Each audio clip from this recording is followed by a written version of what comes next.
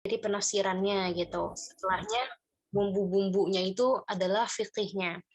Nah, maka dari itu yang ingin saya tanyakan itu ini dari ayat-ayat yang lain, dari dalil-dalil yang lain, yang paling saya masih agak ngambang-ngambang itu adalah dalil tentang hukum pernikahan siri di halaman 4.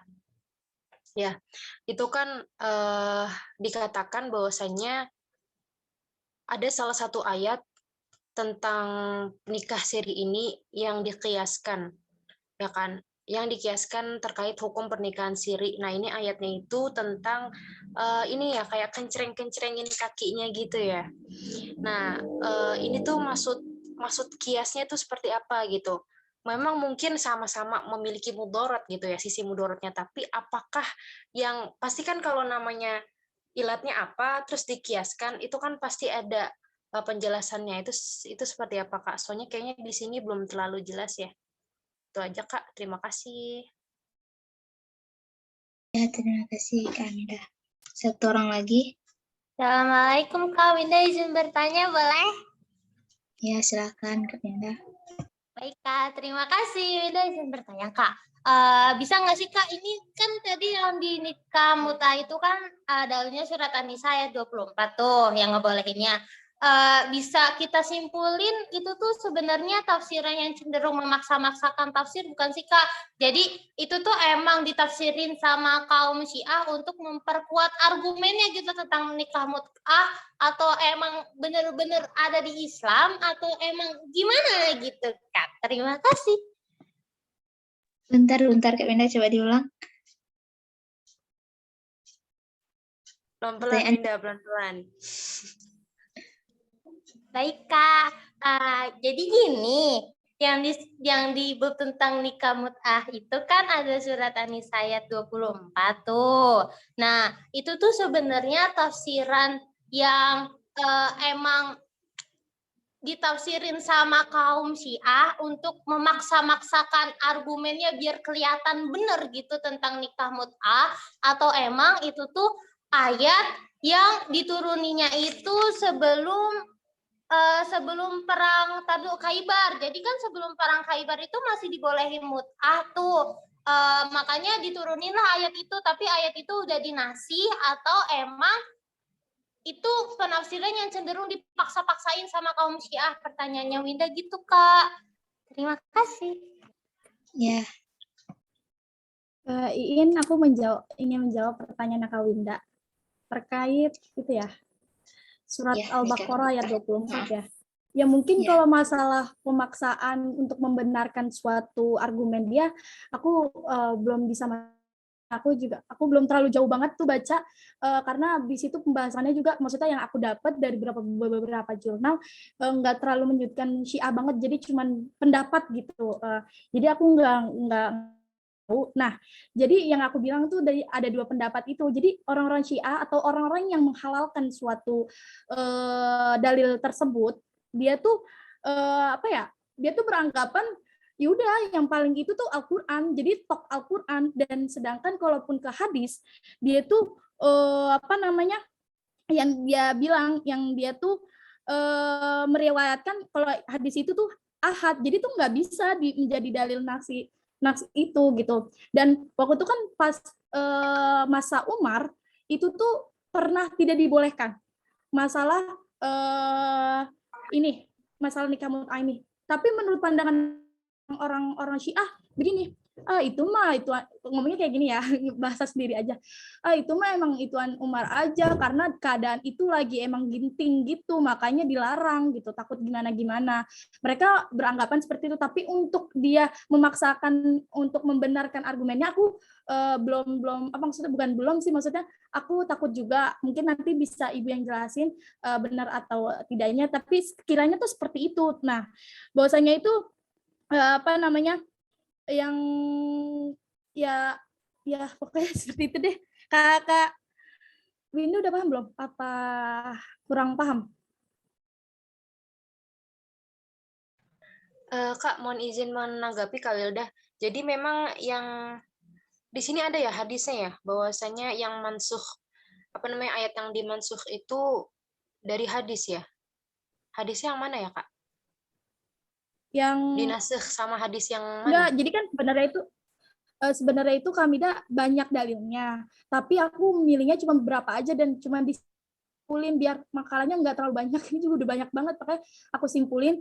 Jadi penjelasan dari beberapa ulama itu ya seperti itu. Jadi tuh dia menganggap tuh, misalkan dia kan dari Al-Quran tuh, Al-Quran ini, ya dia bilang Al-Quran itu yang paling valid, yang lain tuh enggak gitu, masih kayak belum ketahuan gitu. Makanya sekalipun hadis, dia tuh yang beranggapan hadis itu riwayatnya ya ahad, yang nggak bisa di nas oleh apapun. Maksudnya nas sama yang hadis yang diharamin itu kan ada ulama yang mengharamkan.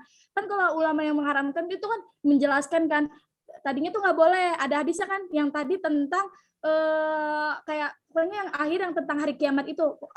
Aku pernah membolehkan nikah mut'ah, lalu aku melarangnya lagi gitu sampai hari akhir. Nah itu kan ada ceritanya, dari sebelum perang Khaybar, terus lalu setelah itu pas waktu Mekah dibolehkan lagi, setelah 3 hari kemudian itu diituin lagi gitu. Tapi mungkin kalau yang mengharamkan itu dia cuma patok ke apa ya, ke dalil-dalil, tapi belum lihat nuzul Qur'annya gitu. Tapi aku belum terlalu meluas banget sih untuk alasan ini gitu. Jadi yang aku baca dari beberapa jurnal seperti itu adanya. Jadi penjelasannya seperti itu terkait itu gitu. Seperti itu Hamidah, paham nggak? Ya, baik-baik. Berarti mungkin gini ya, mau menanggapi sedikit, mohon izin Kak Winda ya, sedikit aja. Berarti kan kalau kita lihat itu memang ketidakbolehan nikah mut'ah ini, kalau tadi kan Kak Winda kan sempat nanyakan tentang kebolehannya, ya itu udah jelas. Kaum Syiah itu melihat karena tadi mereka menganggap validasi Al-Quran itu lebih kuat dan gak ada pun hal yang menandinginya. Itu kan itu. Tapi kalau kita melihat dari sisi ketidakbolehannya, itu jelas karena memang udah dinasakh. Ya kan, dinasakh. Terus yang kedua, sekarang itu bukan zamannya apa ya? Sebenarnya zaman-zaman jahil itu kan bukan cuma ada di zaman pas masih ada Rasulullah gitu. Tapi yang namanya kejahilan, kebodohan itu pasti bertahap menuju cahaya, atau kayak ibaratnya ya pasti namanya intelektualitas itu kan meningkat terus. Orang pun makin terbuka bahwasanya apa ya, adanya kesenangan di salah satu pihak dari pasangan ini tuh nggak baik gitu. Apalagi nih ya, apalagi kalau nikah mut'ah ini yang ngebawa itu adalah feminis. Nah, pasti dari permasalahan ini pasti kan ulama nggak tinggal diem dong. Oh, nyari dalil dan lain sebagainya, sampai pada akhirnya ketemu bahwasanya ini loh yang ngebuat nggak boleh tuh ini loh. Jadi ada dalil nasikh mansukhnya. Kemudian yang kedua itu adalah tradisi sosialnya, ini nggak baik kayak gitu. Jadi pastinya kita harus melihat kan mana dalilnya, kemudian relevansitas terhadap kondisi sosialnya itu seperti apa. Jadi ada dua hal itu sih mungkin. Itu aja mungkin ya Kak. Terima kasih. Ya, benar sekali sih yang telah dipaparkan oleh Kak Hamidah ya terkait ini. Membicarakan untuk saat mungkin kalau masalah yang Syiah itu memang mereka kan udah jelasin sama Bu Fat ya, bagaimana Syiah memperlakukan Islam yang terlalu fanatik. Fanatiknya tuh terlalu ke kanan banget ya, sehingga seperti itu gitu kan. Dan dia tuh terlalu ya menganggap ya dalil-dalil dia tuh udah benar lah, karena kan kayak dia ngutip ini kan. Kalau yang membolehkan itu rata-rata emang Sunni gitu. Yang Sunni membolehkan, astagfirullahaladzim, mengharamkan. Enggak, tadi salah ngomong, kawinnya biasa aja mukanya.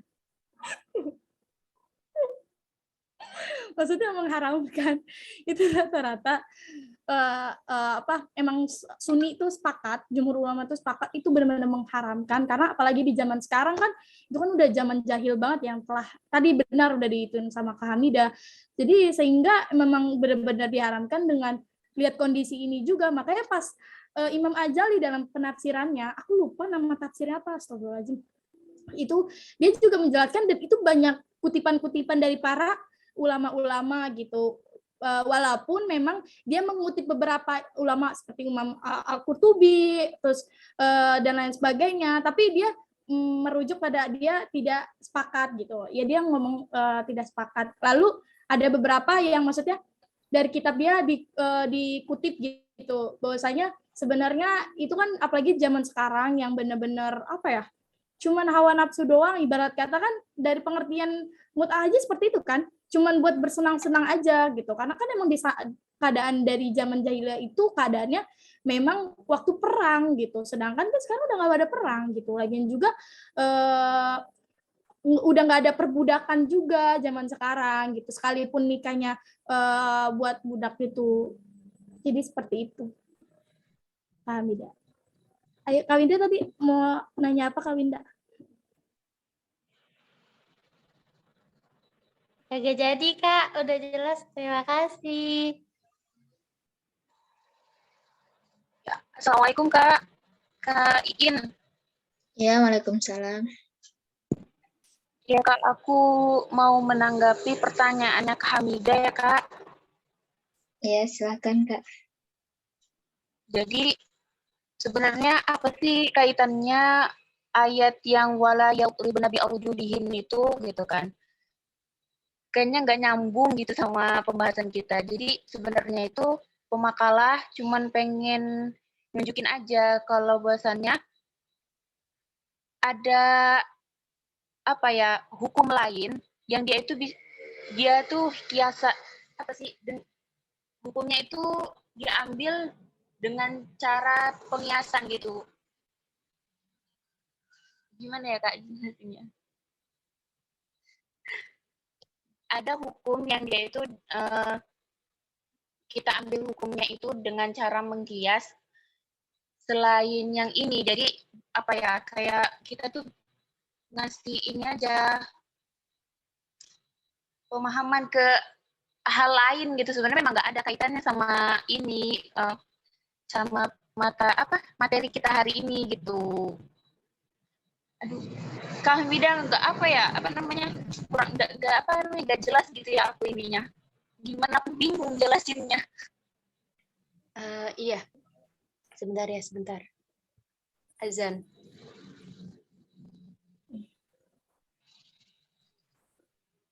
Al-Baqarah 208 untuk ayat Al-Baqarah yang 282 ini kan relevan ya dengan pernikahan siri ya ayatnya itu.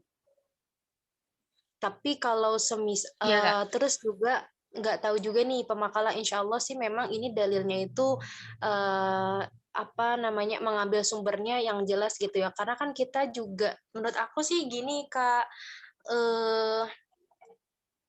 Kak Fami, mungkin ketika kita mau memberikan pemahaman kepada seseorang dengan ijtihad pemikiran kita itu bisa. Tetapi kalau kita mengkiaskan sendiri dengan suatu dalil, itu kayaknya masih belum di wilayah kita gitu. Kecuali memang ulama-ulama yang memang udah thoriqatnya udah tinggi gitu. Menurut aku tuh seperti itu sih ya kalau semisal perihal kias ini, karena kan biasanya kalau kita melihat hukum-hukum fikih juga kiasnya itu pasti ini bersumber dari ijtihad ulama mengkiaskan demikian gitu. Jadi kalau semisal memang Kak Fahmi mungkin ini adalah salah satu sumbernya sih alhamdulillah, tetapi kalau semisal kita lagi nyocokin aja nih ya Kak, kayaknya khawatir deh gitu, khawatir kita salah gitu, namanya kan kita masih picik gitu ya ilmunya. Gitu aja sih Kak. Berarti ini belum ada ini ya Kak, belum ada sumber yang jelas untuk menjelaskan tentang kias ini ya Kak? Sebenarnya di jurnal yang saya baca gitu kan, dan saya ambil juga ini pembahasannya, untuk pengkiasan tentang ayat yang An-Nur, wala yadribna itu memang ada di jurnalnya, memang dijelaskan tentang yang seperti itu memang ada gitu kan. Dia tuh sebenarnya pengkiasan ini tuh dia ada metode apa gitu saya baca kemarin ya. Ada metodenya gitu, makanya si yang penulis jurnal tersebut dia itu masukin ayat ini gitu, ayat yang An-Nur sama yang ayat Al-Baqarah ini gitu. Kayaknya aku mulai nyambung deh. Kayaknya nih ayatnya itu memang gini, kalau yang di bawah itu, yang surah Al-Baqarah ayat 282, itu kan jelas banget ya. Kayak semisal nih teman-teman, ayat Al-Baqarah ayat 282 itu kan menjelaskan bahwasanya, hai orang-orang yang beriman gitu, apabila kamu bermuamalah gitu, atau punya utang, ya ditulis gitu kan, biar ketahuan, jangan disembunyiin kayak gitu. Nah, nikah siri ini kan nikah yang bisa dibilang sembunyi-sembunyi kan, makanya disuruh juga ditulis gitu oleh notaris atau siapa gitu. Nah, mungkin kalau untuk saya melihat dari ayat yang sebelumnya ya, Kak Fami, yang tadi saya pertanyakan, yang An-Nur ayat 31, itu bisa dilihat dari dua sisi. Semisal yang satu, kalau di sini tuh kan menjelaskan tentang mafsadat ya. Nah, tapi kalau ini tuh masih umum gitu, cuma masuk gitu. Kayak, dan janganlah mereka memukulkan kakinya agar diketahui perhiasan yang mereka sembunyikan. Hukumnya memang memukul kaki itu boleh, tetapi menjadi mafsadat apabila kalung kakinya itu mau diumbar-umbar ke orang lain. Ini kan menjadi mafsadat. Nah, mungkin di sini juga ingin yang dimaksud dari ayat ini, penafsirannya ini ingin menunjukkan sisi lainnya gitu loh, sisi mafsadatnya. Atau kalau semisal kita juga mau menyambungkan dengan nikah siri itu gimana ya, itu tadi ada sisi mafsadatnya gitu loh, sama-sama ada sisi mafsadatnya. Jadi kayaknya kalau yang nikah siri ini tuh untuk ayat yang 31 itu lebih persamaannya, itu penjelasannya kayaknya mafsadatnya, Kak, dari segi mafsadatnya. Gitu aja sih. Udah, berarti udah ketahuan. Terima kasih Kak Fami dan lain-lain. Ya, aku menambahin sedikit aja sama kami. Sebenarnya udah jelas juga sih. Terkait itu ya, sebenarnya ini jadi ayat ini tuh dikiasin perumpamaan seperti itu gitu. Yang tadi telah dijelaskan oleh Hamidah juga tentang, jadi lebih baik tuh dihindari lah gitu. Karena kan memang nikah siri itu kan sebenarnya ada mudaratnya juga kan gitu kan. Dan ada yang nikah siri karena ada beberapa alasan yang mengharuskan mereka nikah siri, makanya dalam surat An-Nur ini tuh dikiasin gitu, dikiasin dalam surat ini gitu, untuk kemafsadatannya dia sendiri itu yang tadi telah dijelaskan juga sama Kak Hamidah. Jadi seperti itu. Kak Iin tadi pertanyaannya Kak Hanifah itu apa ya? Lupa. Pertanyaan Kak Hanifah, apakah pernikahan khadun ya, atau itu maksudnya tanpa ikatan itu di makalah terdapat yang suami dan istri satu rumah tapi tanpa ikatan, itu maksudnya tanpa ijab kabul atau gimana gitu?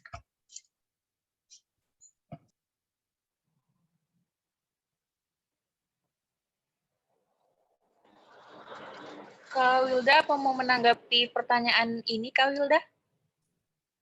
Kak Fahmi dulu deh. Sok.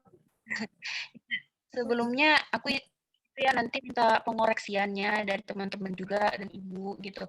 Jadi dari pemahaman yang didapat sama pemakalah, sebenarnya yang dimaksud sama nikah khodan ini itu ya dia itu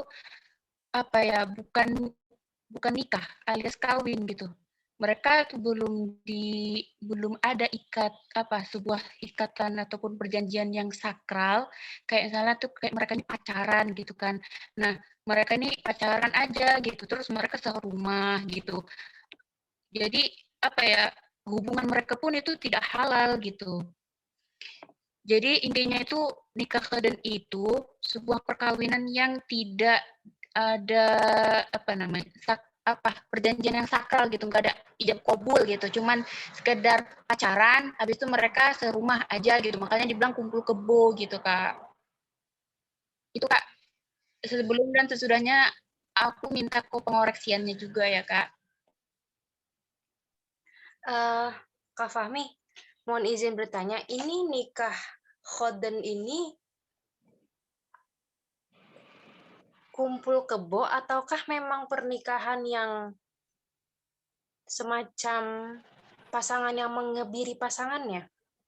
Paham nggak? Maksudnya gini, sekarang ini kan banyak banget ya. Ini gini, kita kan membahas tentang nikah khoden ya. Aku belum paham banget nih berdasarkan yang penjelasan kakak sama pernyataan yang di sini. Kalau yang saya melihat di sini pernyataannya, nikah khoden artinya itu peliharaan. Jadi pernikahan khoden adalah pernikahan yang baik laki-laki menjadikan wanita sebagai peliharaan ataupun sebaliknya. Berarti kan kalau yang saya lihat itu seperti pernikahan-pernikahan yang banyak di zaman sekarang atau di zaman jahiliyah dulu, bahwasanya kayak ada nih suami yang seenaknya sama istrinya, nyuruh begini-gini, baik itu bentuknya fisik ataupun batin, kayak gitu kan. Nah, tapi kalau semisal kumpul kebo, apakah itu bisa dinamakan nikah khoden ya? Soalnya kalau kumpul kebo itu kan biasanya cuma kayak cuma circle pertemanan gitu enggak sih? Soalnya kan di sini kan kita lagi konteksnya pernikahan ya. Gimana tuh Kak kira-kira? Ya Kak, jadi yang saya pahami sampai situ karena yang cari materinya kakak pemakala yang lain. Sekiranya kakak pemakala yang lain mau lebih menjelaskan lagi gitu. Soalnya yang saya baca, dari yang saya baca baru sampai situ pemahaman saya gitu.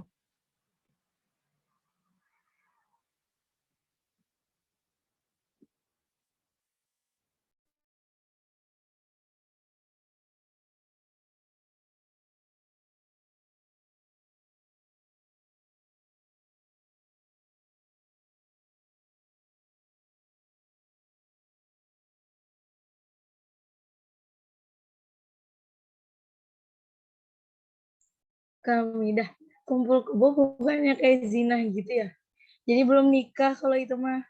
Kalau ini Iya. kan iya, kalau ini kan udah nikah. Udah akad. Kalau kita bisa bilang tuh kayak pembantu gitu loh. Jadi cuman memanfaatkan aja gitu, nggak ada saling intinya gimana ya? Saling memudahkan satu sama lain. Entah itu laki-lakinya memudahkan istri gitu. Kalau misalnya istrinya maksudnya intinya membudakkan lah gitu. Laki-lakinya membudakkan istrinya, terus istrinya membudakkan juga suaminya gitu kali mah. Kalau sepemahaman aku gitu. Jadi kalau misalnya kumpul kebo mah, ya dia belum nikah gitu. Kayak zina gitu. Kakak minta izin menambahkan boleh ya Kak?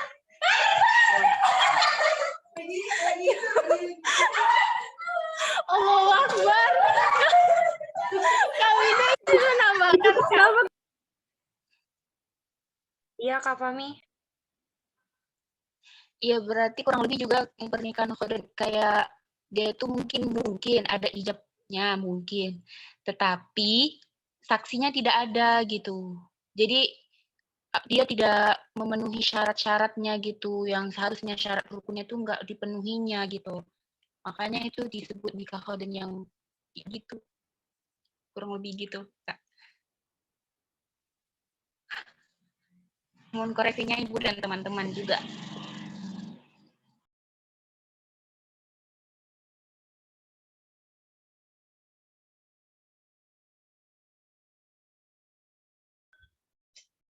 Baiklah, apakah masih ada yang ingin bertanya?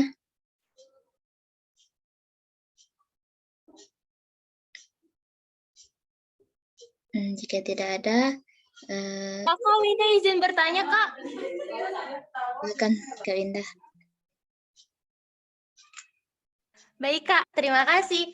Kak, untuk yang nikah kaden itu bisa dikiaskan kepada zina, tapi zina yang ada akadnya, cuma akadnya itu nggak sesuai sama syarat dan rukun nggak sih Kak? Begitu benar nggak?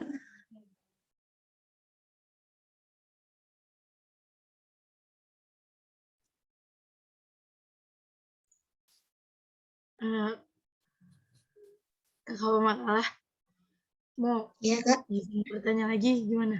Boleh, Kak? Boleh, Kak. Silakan. Ini kan kalau di sini di makalah itu yang di halaman 8 itu kan pernikahan ini juga dinamakan dengan kumpul kebo karena pernikahan suami istri dan kumpul dalam satu rumah tanpa adanya ikatan perkawinan. Mungkin ini Kak minta tolong diitiin lagi gitu antara pernikahan dan perkawinan, dan mungkin kalau dari situ nanti bisa paham kali ya apa sih itu nikah khoden itu apa gitu, antara nikah dan perkawinan gitu. Terima kasih. Oh iya, Gimana, memang Kak? Boleh diulang pertanyaan?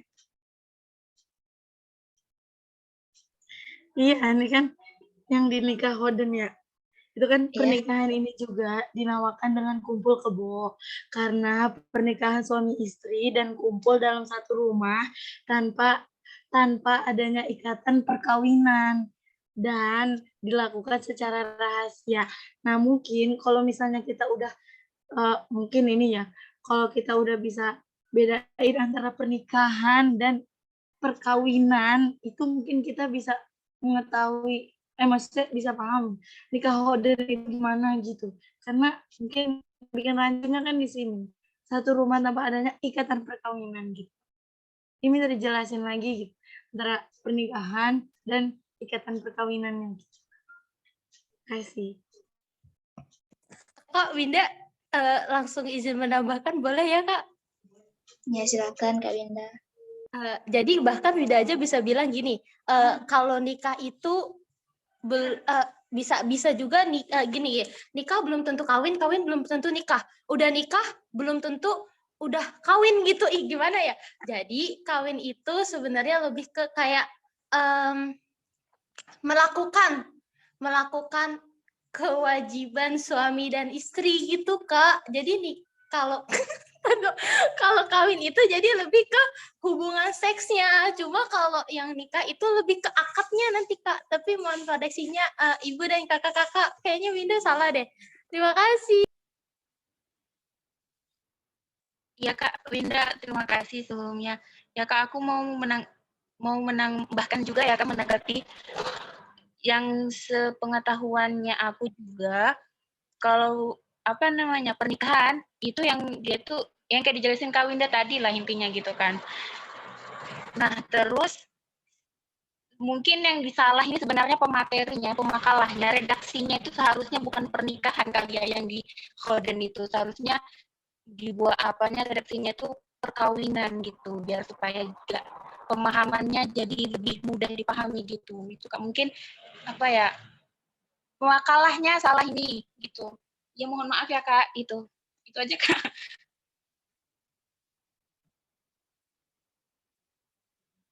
Penggunaan katanya salah sama pemakalannya Kak. Mohon koreksinya Ibu dan teman-teman juga. Ya, Kakak, aku mau menambahkan aja sedikit sih. Udah dipaparkan juga sama Kak Winda, sama Kak Fami. Mungkin ini juga kesalahan dalam menuturkan literasi kata dalam ini ya pemakalah ini gitu. Ya, jadi intinya sih ya seperti yang tadi telah dijelasin juga sama kakak-kakak, sepahaman aku yang tadi baca itu ya yang seperti orang-orang luar sana udah melumrahkan hal itu gitu kan. Banyak kan anak-anak zaman muda sekarang tuh udah lumrah namanya begituan gitu. Ibarat kata udah kesenangan pribadi gitu. Udah kayak ayo gitu.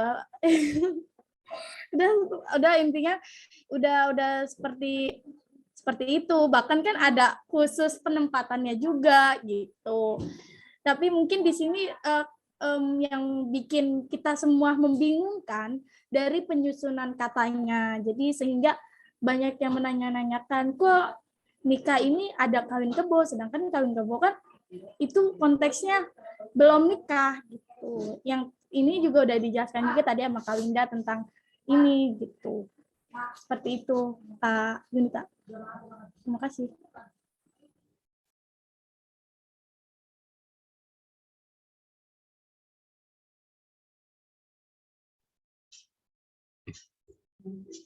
Baik Kak, ada satu pertanyaan lagi tentang yang punya Kak Winda, apakah nikah hadat itu bisa dikiaskan dengan zina gitu ya?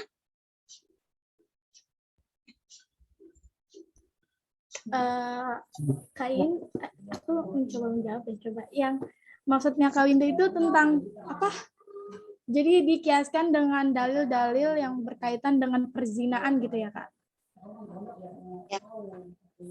Ya. Ini mungkin kakak-kakak sekalian, Ibu juga mohon koreksi dan apa namanya, jika ada kesalahan atau pemahaman saya yang memang belum dibilang ya seperti itu gitu. Kalau pemahaman aku mungkin bisa ya di karena ini masuknya udah ke perzinaan gitu. Seperti nikah apa? Seperti sebenarnya nikah apa sih? Seperti nikah. Susah ngomongnya. Pokoknya itu tuh bisa karena dari memang itu konteksnya perzinaan juga gitu. Jadi bisa dikaitkan. Tapi mungkin dari kakak dan ibu sekalian mohon dikoreksi.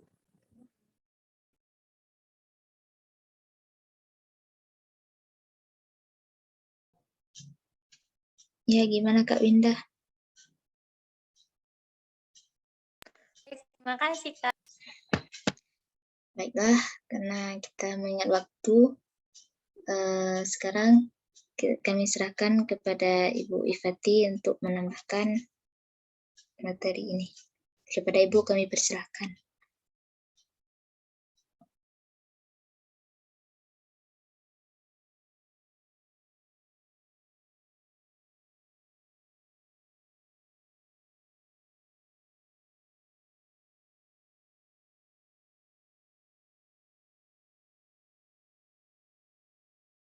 Di antaranya tadi kan ada di makalah itu ada nikah macam-macam lah ya tadi, mut'ah dan sebagainya.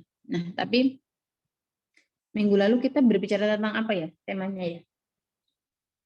Nikah beda agama, Ibu. Nikah beda agama. Kalau untuk pernikahannya sendiri di bab sebelumnya ya? Ada, sudah ada. Misalkan pernikahan itu apa, gitu-gitu udah ada belum sih? Iya, sudah Ibu. Itu Ya, di pas bab awal sebelumnya. materi, Bu. Sudah, Ibu. Di awal materi, Bu. Kemudian ayat-ayatnya yang menghimpun untuk apa gitu. Ada nggak Warsina atau Wuti? Coba di RPS-nya dibuka.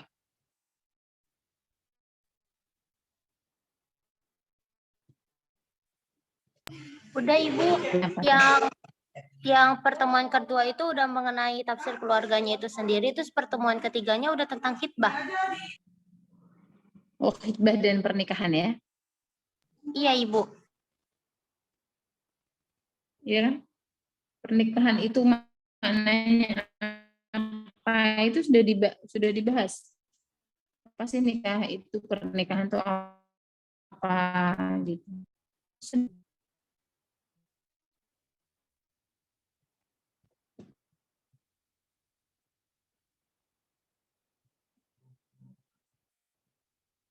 Sudah belum?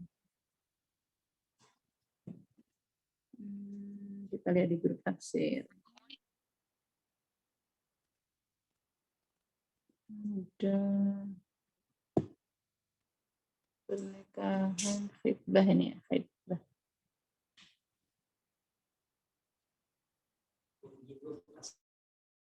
Ya, makasih.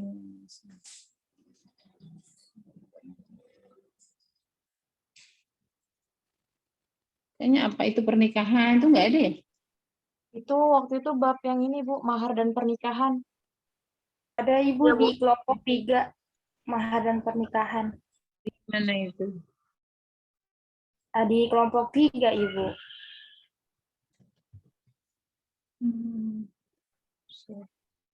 Di grup tafsir tematik. Mahar talak. Mahar.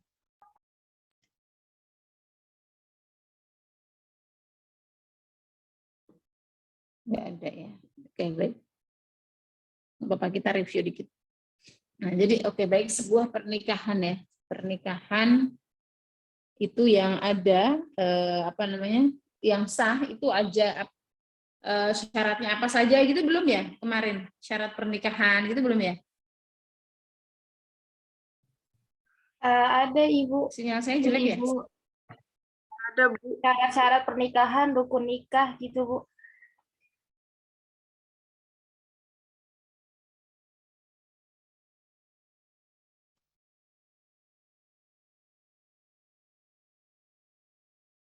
Halo? Halo Ibu. Iya. Suara saya terdengar nggak? Terdengar Ibu. Tapi gambarnya Terdengar. putus-putus. Oke, saya tutup aja ya. Ini saya di ruang dosen soalnya. Nah, pernikahan ya. Pernikahan itu mungkin kita lihat di apa namanya?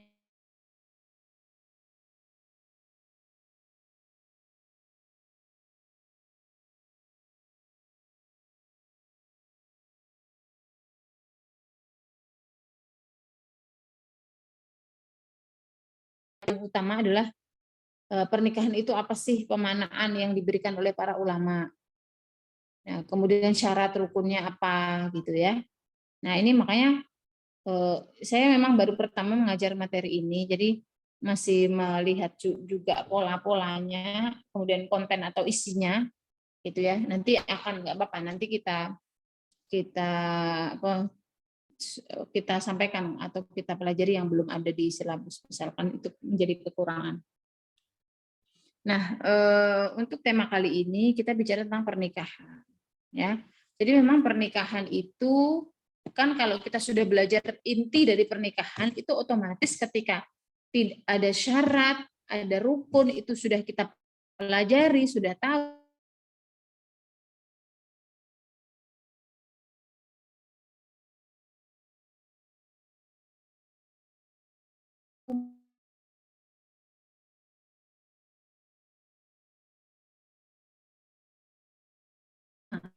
Ibu maaf suaranya mati Ibu.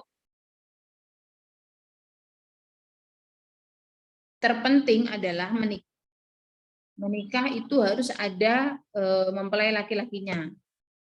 Kemudian harus ada walinya. Wali itu karena seorang perempuan yang belum pernah menikah ya tidak berhak menikahkan dirinya sendiri.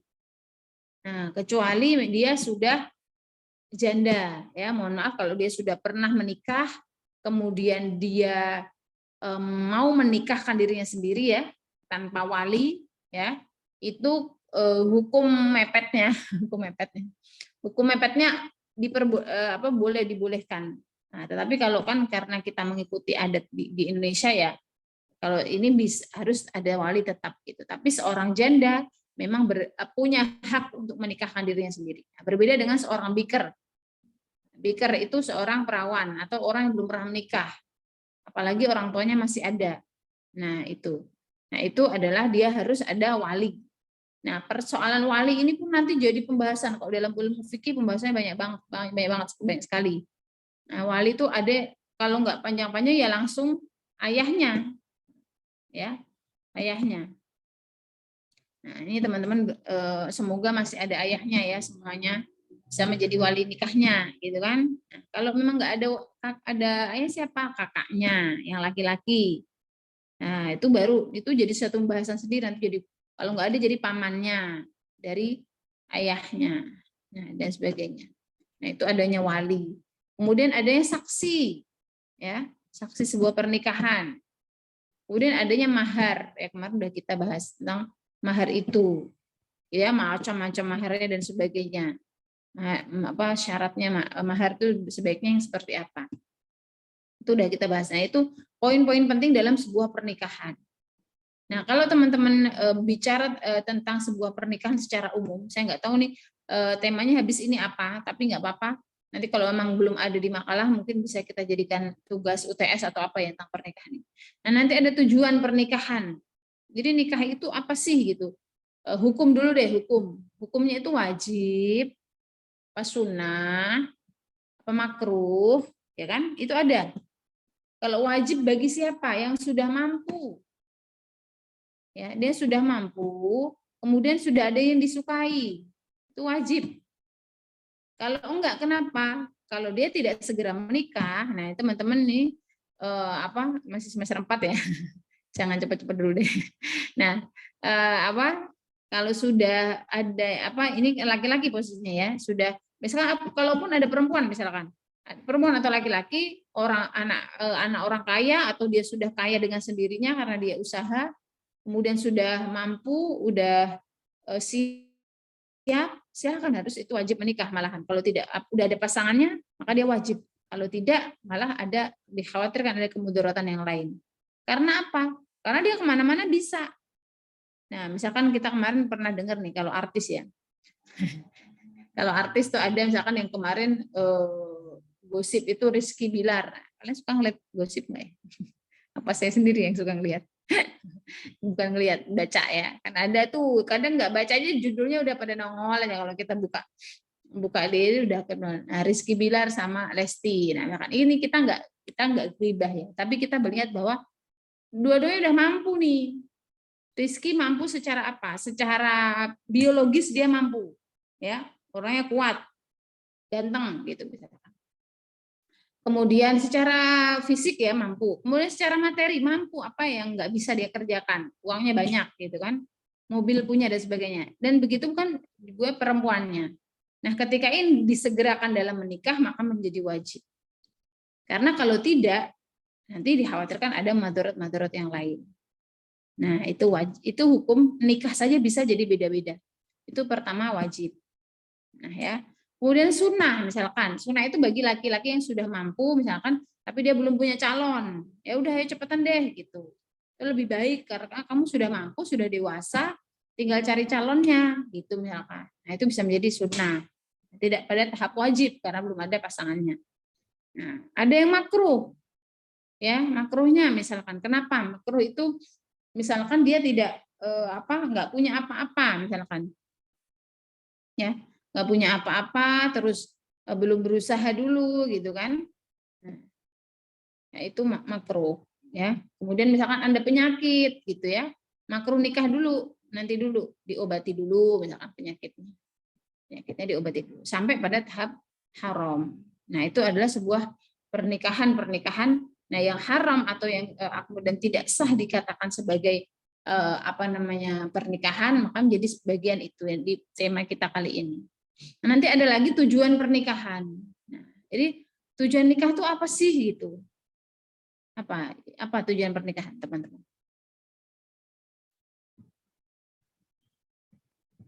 Apa ayatnya? Ini udah sampai pertemuan kesekian nih. Ayat-ayat pernikahan udah harus hafal semua ini. Ini UTS-nya saya suruh hafalin. Meneruskan keturunan, Ibu. Oke, meneruskan keturunan. Terus menyempurnakan separuh agama, Bu. Memelihara agama, meneruskan keturunan. Terus apa lagi? Warisan tidak jatuh ke orang lain, Bu. Warisan tidak jatuh ke orang lain. Iya, betul ya. Sekarang kan orang yang rebut warisan banyak ya, yang rebutan warisan. Ya, nah, ya itu ya. Jadi banyak sekali fungsi-fungsi di antara fungsi pernikahan adalah tadi untuk memelihara agama. Ya, memelihara agama seseorang. Kan kalau orang yang sudah menikah maka separuh agamanya sudah lengkap agamanya. Kalau ada orang imam itu diutamakan yang sudah menikah ya dan sebagainya ya. Nah, memelihara agama. Kemudian tadi juga betul disebutkan bahwa memelihara keturunan gitu ya. Memelihara keturunan. Dari memelihara agama ini sudah banyak sekali teman-teman, sudah banyak sekali efeknya ya, efek. Orang yang tidak menikah ya, itu pertama dari internalnya dia, dari agamanya mungkin kurang bisa jadi terjaga. Oh, jadi dia bisa akan dekat dengan perempuan manapun atau bisa dekat dengan laki-laki manapun. Bisa terjadi apapun, tidak terjaga agamanya. Agama itu bisa bukan hanya hubungan ini saja ya, dalam hal ini karena memang pernikahan ini bukan hanya hubungan dari dalam tanda kutip hubungan seksualnya saja, tapi hubungan ketika dia adab terhadap apa namanya perempuan lain itu bagaimana, ya kan? Terus kemudian dari ubudiyah itu ya sholat. Nah, itu sangat mengefek sekali ketika orang yang sudah punya istri atau punya suami itu berbeda. Akan ada batasan-batasan dan pengaturan yang lebih teratur ketika dia sudah punya pasangan, nah begitu. Nah, jadi menjaga agama itu tidak hanya menjaga yang tanda kutip hubungan seksualnya, tapi lebih luas lagi dari ubudiyah, dari syariah, dari muamalah. Nah, kemudian menjaga keturunan tadi ya. Ya memang di antara tujuan pernikahan adalah adanya keturunan. Ada sakinah, mawaddah, warohmah. Nah, ketika sakinah, mawaddah, warohmah itulah yang nanti menjadikan kalau kita sering dengar kan ibadah paling lama itu ibadah pernikahan gitu kan. Karena keluar kamar ketemu dia lagi, masuk kamar ketemu dia lagi gitu kan. Ruang tamu ketemu dia lagi gitu kan. Belum kalau minta apa-apa gitu ya.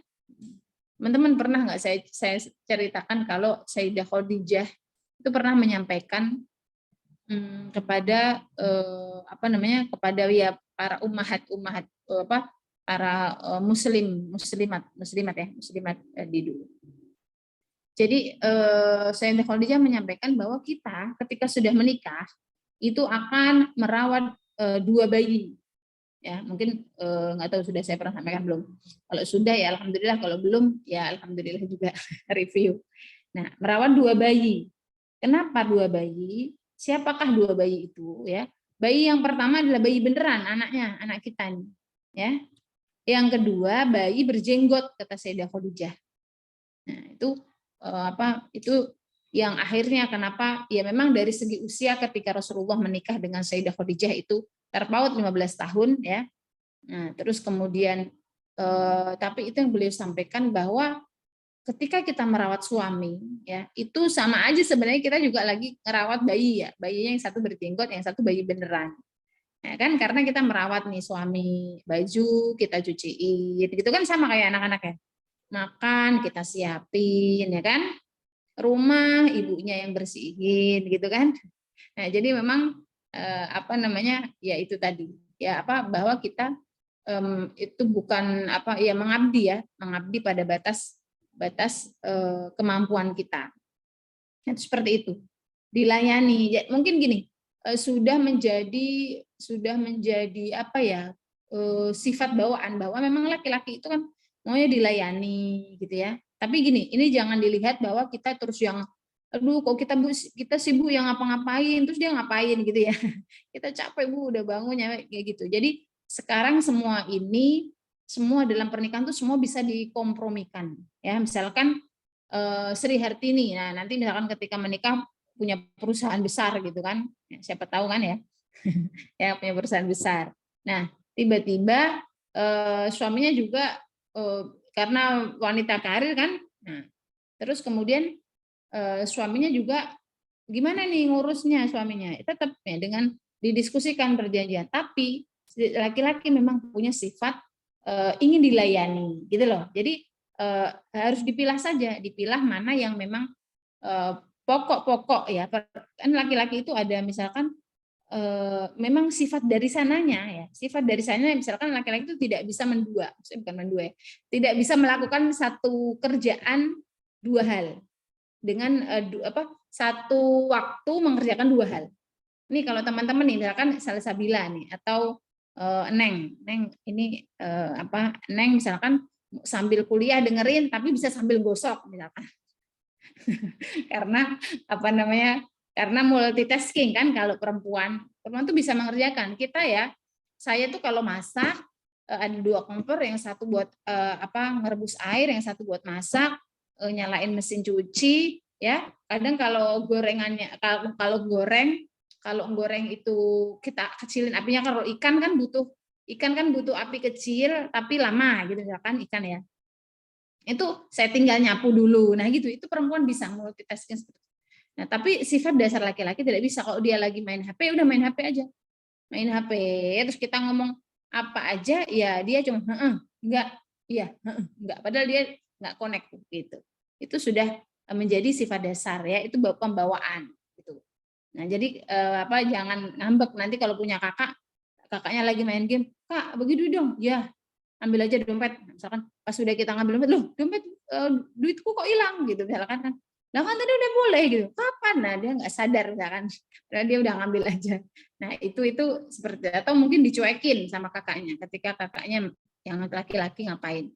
Nah, itu sifat dasar laki-laki seperti itu. Sama bahwa sifat dasar laki-laki akan ingin dilayani.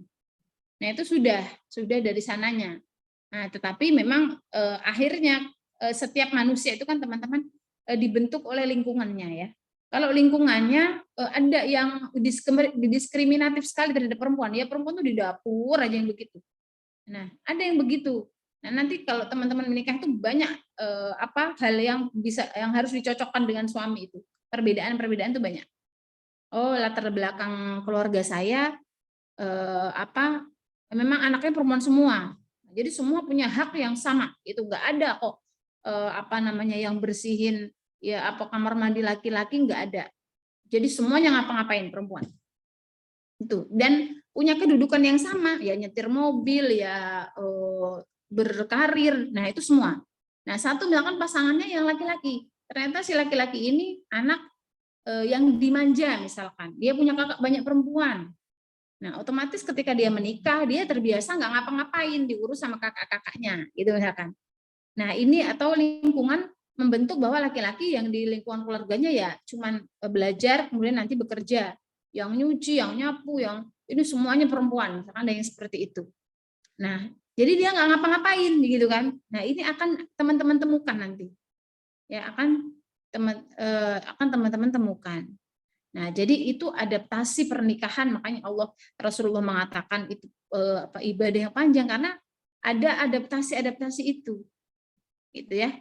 Nah, ada adaptasi yang perlu kita pelajari dalam sebuah pernikahan. Tidak setahun, 2 tahun, 3 tahun. Nah, orang yang sudah menikah berpuluh-puluh tahun itu masih terus belajar memahami pasangan masing-masing, gitu. Oke, kita kembali ke tema ya. Mana-mana kalau ngomongin pernikahan ini mana-mana jadi. Nah, kemudian ke nikah yang tidak diperbolehkan. Kan tadi ada haram, nikah tidak diperbolehkan. Tadi di makalah ada pernikahan apa sih yang pertama? Mana tadi mata ininya?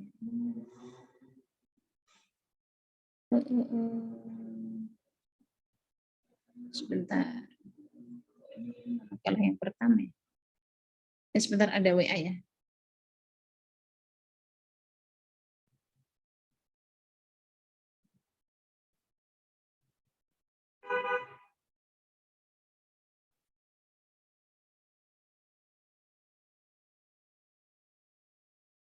Makalah.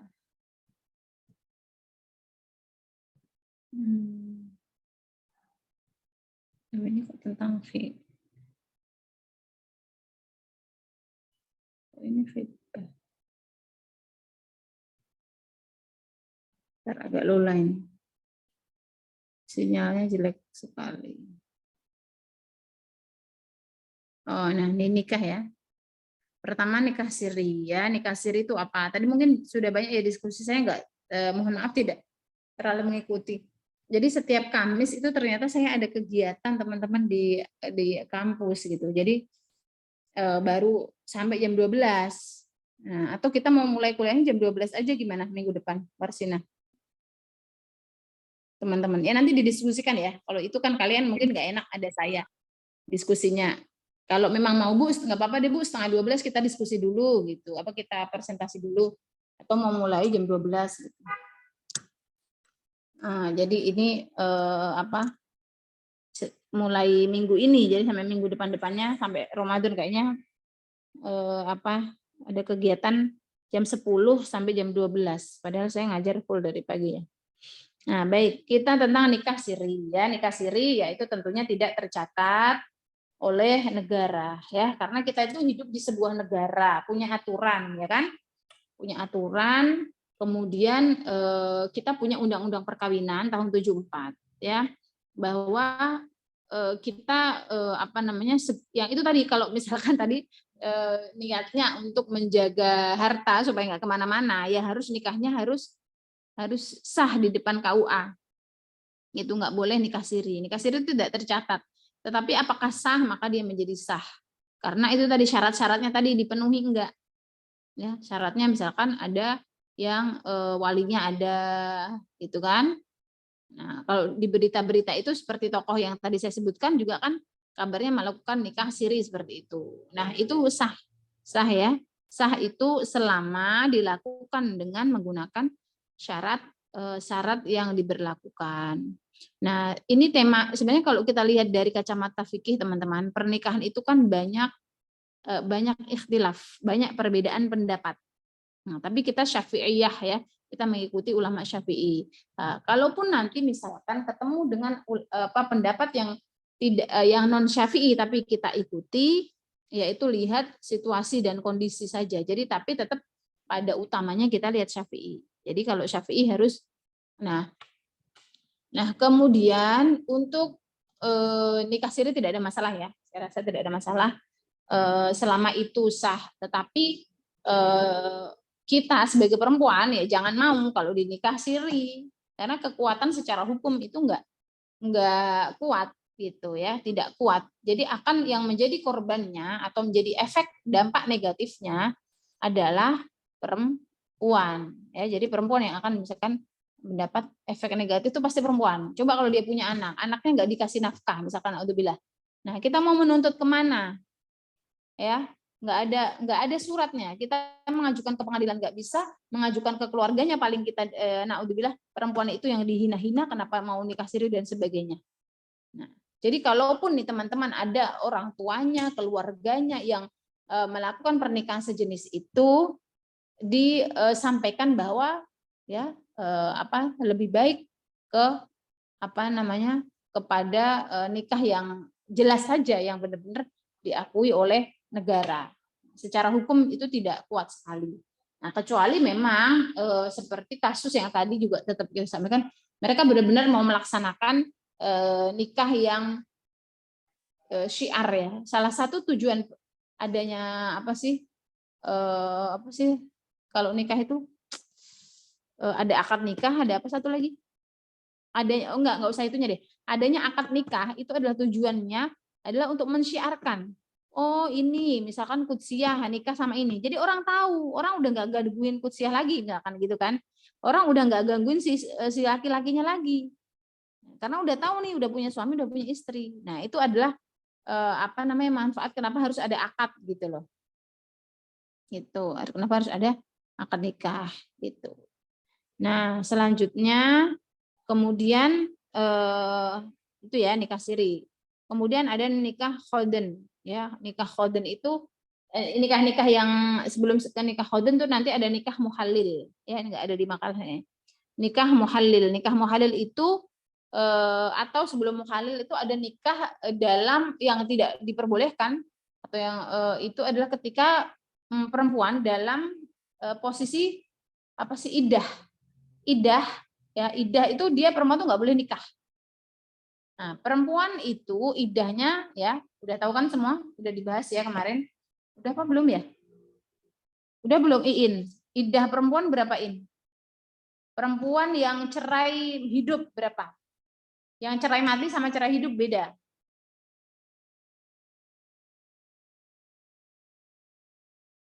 Ayo, ada yang tahu nggak iddah?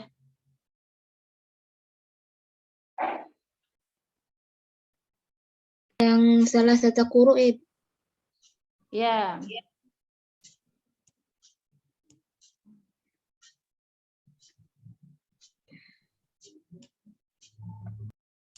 Berapa salah satu quru tuh? 3 kali suci atau 3 kali haid. 3 kali suci atau 3 kali haid? 3 kali suci lah ya. Ada perbedaan penafsiran di situ. 3 kali suci. Terus kalau yang cerai meninggal tuh 4 bulan 10 hari ya Bu. Ya, arba'atu wa asyra ya, 4 bulan 10 hari. Arba'at asyhuri wa asyra ya, 4 bulan 10 hari. Nah, orang Iya, dalam Ibu. posisi seperti ini tidak boleh menikah. Ya. Kalau sudah selesai 3 kali suci baru dia boleh menikah. Nah, kemudian sama yang itu juga itu nggak boleh. Nah, ada namanya nikah muhalil. Nikah muhalil ini kan orang kalau sudah talak 3 itu nggak boleh menikah lagi dengan suaminya. Harus apa? Ya Allah, ini udah jam 13.00. Harus Harus menikah. dinikahi orang lain, Bu. Iya, harus dinikahi orang lain. Nah, nikah muhalil itu begitu, dan itu nggak boleh. Kalau tujuannya untuk nikahin saya dong supaya saya bisa balik lagi ke suami saya, gitu. Itu nggak boleh. Ya, nikah muhalil itu nggak boleh. Kemudian itu tadi ya nikah muhalil. Terus kemudian nikah khoden ya, khoden itu lebih kepada pemeliharaan. Nah, pemeliharaan di sini gitu ya. Kita juga lihat di ayat itu ada, ini sebenarnya berangkat dari adat istiadat yang dilakukan oleh orang jahiliyah. Orang jahiliyah itu kan nikahnya lebih dari 4. Itu dulu. Lebih dari 4. Nah, pemeliharaan seperti ini maksudnya seperti apa? Ya memelihara ya biar banyak dayang-dayangnya atau budak-budaknya misalkan. Bukan budak ya, banyak selirnya misalkan. Nah, itu diharamkan. Niat, memang niat itu nggak bisa dihilangkan. Kalau niat menikah, meskipun syarat ketentuan berlaku, syarat dan ketentuannya terpenuhi, tetapi niatnya ingin menyiksa istri. Nah, itu adalah nih kayak kalau kalian pada nonton, saya dulu suka nonton yang Mas Al itu Ikatan Cinta itu ya. Itu kan menikahi istrinya itu niatnya untuk membalas dendam. Ini jangan pada ketawain. Waduh, Ibu nonton sinetron itu. Iya, hiburan Bu, saya kan Mas kalau Al, malam. Bu. Karena saya kan kalau pagi sampai sore kan di kampus ya.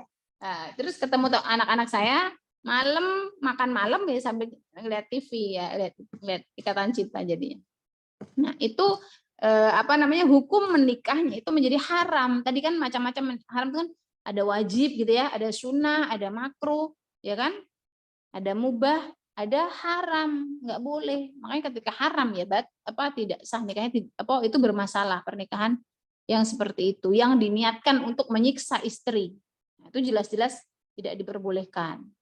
Nah, ini pemeliharaannya kalau pada waktu itu yang memelihara kan dulu kan mungkin gengsinya gede ya. Kalau di Arab jahiliyah wah kalau banyak istrinya berarti kaya, atau pemeliharaan dalam hal ini memelihara, kecuali kasusnya bukan memelihara tuh memperbanyak ya kecuali pemeliharaannya dalam hal ini untuk menjaga si perempuan misalkan. Nah, tetapi tetap harus dalam batas bahwa dia seorang muslim tidak boleh menikahi lebih dari 4. Nah, misalkan menolong karena dia misalkan janda, kemudian masih cantik. Janda masih cantik ya. Kemudian janda misalkan, kemudian dia perlu ya misalkan dilindungi misalkan. Nah, itu dengan kesepakatan istri yang sudah punya istri gitu kan. Kemudian dengan didiskusikan. Nah, kemudian niatnya memang niat itu pertama ya kan, memang niatnya pertama. Ya. Kalau dalam hal itu untuk melindungi itu ya maka diperbolehkan. Ya. Maka sebenarnya nikah perempuan tuh boleh nggak Bu nikah punya istri 2 atau 3, 4? Islam sangat Islam tuh dulu orang Arab jahiliyah itu nikahnya banyak-banyak teman-teman. Bahkan kita perempuan ya, kaum perempuan itu mendapat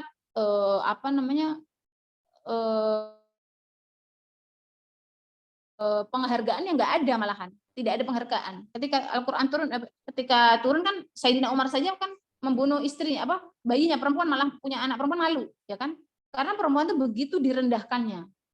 Nah, kemudian dengan adanya pembatasan 4 itu sebenarnya bukan memperbolehkan gitu ya. Kalau sekarang orang berdalih ayo menikah 4 sunnah Rasul gitu. Ya, kita lihat sejarah Rasul menikahi. Hukum untuk Rasul nggak bisa ya. Itu jelas-jelas bahwa di Al-Qur'an tuh apa sih ayatnya?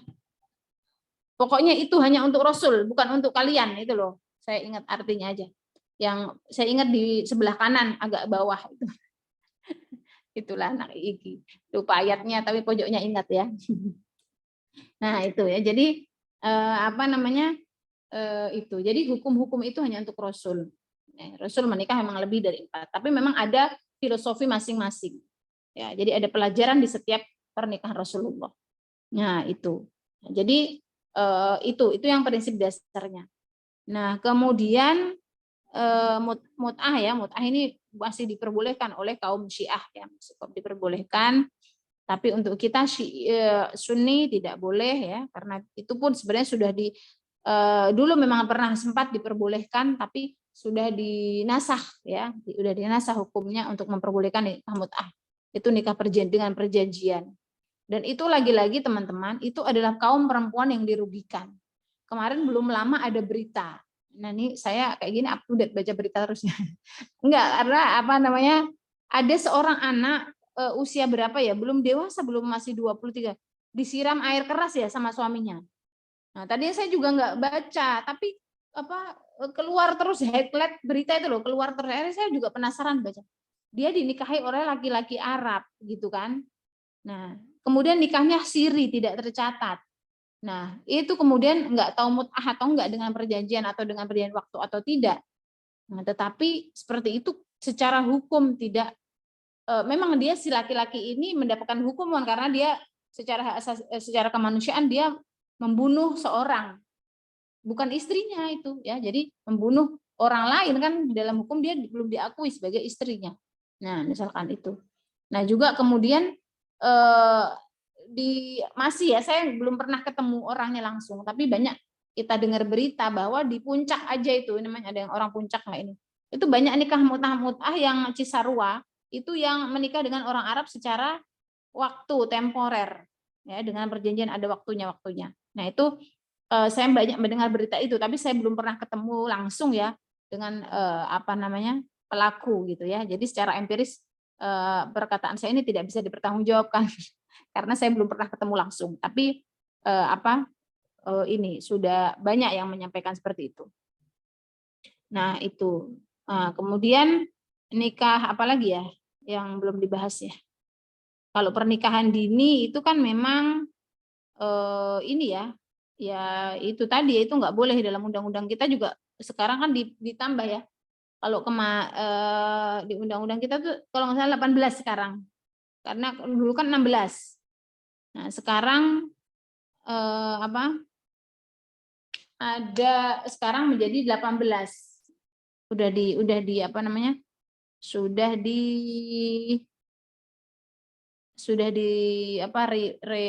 reduksi ya, apa namanya? Diganti lah ya. Ada ditinjau ulang setelah adanya pernikahan di Indonesia gitu ya. Coba saya buka kamera, bagus nggak? Nah, itu sudah direduksi menjadi 18 tahun. Jadi sudah tidak apa namanya, kalau dulu 16 tahun, kalau sekarang 18. Karena memang struktur tubuh teman-teman usianya berapa sih? 21 Ibu. 20 Ibu. 20 Ibu. Oh, udah 20 ya. Udah 20, 21 ya. Saya nikah 23 loh. Jadi kalian kalau mau sama kayak saya 2 tahun lagi nikah ya. jangan buru-buru. Boleh nggak Bu? Jangan. Aduh, teman-teman kalau nggak dalam kondisi yang terpaksa ya, nikahnya nanti nunggu nunggu selesai kuliah lah gitu. Karena kan nikah itu kalian punya anak gitu ya. Punya anak, harus mengurus anak ya. Kalau dapat suami kaya raya ya, ada yang bantu gitu kan. Kalau suaminya ya masih harus ya meskipun kaya raya tapi kata orang tuanya jangan dikasih modal dulu, jangan dikasih apa-apa dulu biar berusaha, misalkan teman-teman harus banting tulang ya, bukan banting pikiran, gimana putar supaya tahfidz, kuliah ya kan. Belum ngurus rumah, kalau belum punya anak mungkin cuma masih ngurus suami saja. Nah ini jadi kalau tidak dalam kondisi terpaksa ya, maka saya sarankan nanti dulu nunggu selesai kuliah atau mau selesai deh, misalkan semester 7 itu udah iddah misalkan. Itu enggak apa-apa. Kalau sekarang kecepatan, masih 20 tahun kok. Masih muda banget ya. Masih 21 ya. Jangan buru-buru. Nah, mungkin itu tambahan dari saya. Ada lagi yang lain, udah jam 13.13 ya ternyata. Kalau tidak ada lagi kita akhiri. Ibu izin bertanya tapi di via grup ya, Bu. Oh iya, baik, silakan.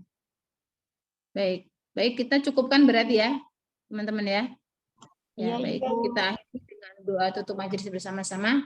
Subhanakallahumma wa bihamdika asyhadu an la ilaha illa anta astaghfiruka wa